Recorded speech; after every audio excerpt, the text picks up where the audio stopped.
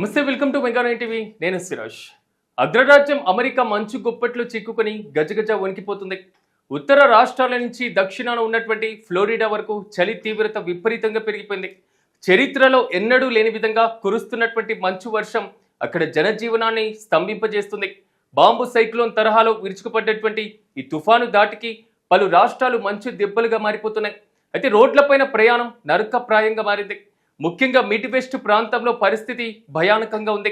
Michigan రాష్ట్రంలో కురుస్తున్నటువంటి భారీ మంచు వర్షం దీని కారణంగా ఒకే చోట ఏకంగా 100 వాహనాలు ఒకదానికొకటి ఢీకొన్న ఘటన ప్రపంచవ్యాప్తంగా సంచలనం రేపుతుంది.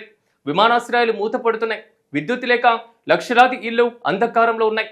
కనీసం హీటర్లు కూడా వేసుకోలేనటువంటి చలికి వణికిపోతున్నారు. అయితే అసలు అమెరికాలో ప్రస్తుతం ఈ పరిస్థితి ఎలా ఉంది? మన తెలుగువారి పరిస్థితి ఏంటి?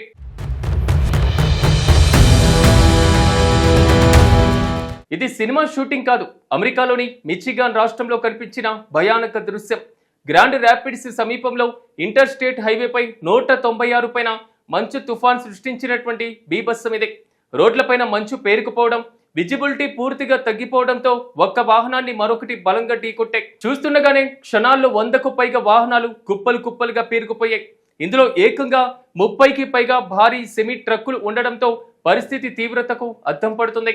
ట్రాఫిక్ కిలోమీటర్ల మేర నిలిచిపోయింది.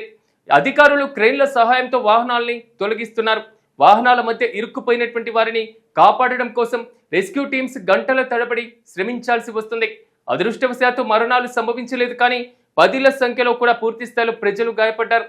ప్రమాద సమయంలో బాంబులు పేలినట్లు శబ్దాలు వచ్చాయని ప్రత్యక్ష సాక్షులు భయంతో చెబుతున్నారు.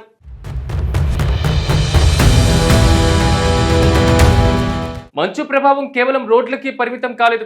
ఆకాశ మార్గం కూడా మూసుకుపోయింది. న్యూయార్క్, షికాగో, బోస్టర్ వంటి ప్రధాన నగరాల్లో కూడా విమానాశ్రయాలు గ్రౌండ్ స్టాఫ్ ప్రకటించాయి. గత 24 గంటల్లోనే అమెరికా వ్యాప్తంగా 2000కు పైగా విమానాలు రద్దయ్యాయి.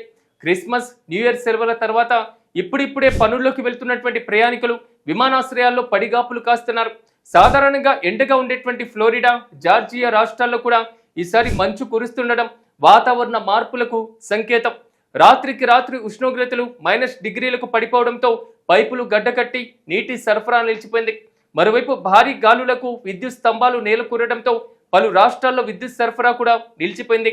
టెక్సాస్, న్యూయార్క్, పెన్సిల్వేనియా వంటి ప్రాంతాల్లో, ఇలాంటి రాష్ట్రాల్లో కూడా లక్షల ఇళ్లు అంధకారంలో ఉండిపోయాయి. బయట -డిగ్రీల చలి, ఇంట్లో కరెంటు లేక హీటర్లు పనిచేయని స్థితిలో ప్రజలు, ముఖ్యంగా చిన్నపిల్లలు, వృద్ధులు నరకం చూస్తున్నారు.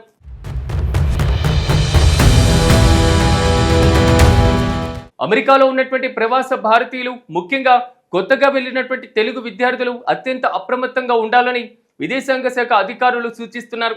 రాబోయే 24 గంటల్లో పరిస్థితి మరింత తీవ్రంగా ఉండవచ్చని వాతావరణ శాఖ హెచ్చరించింది.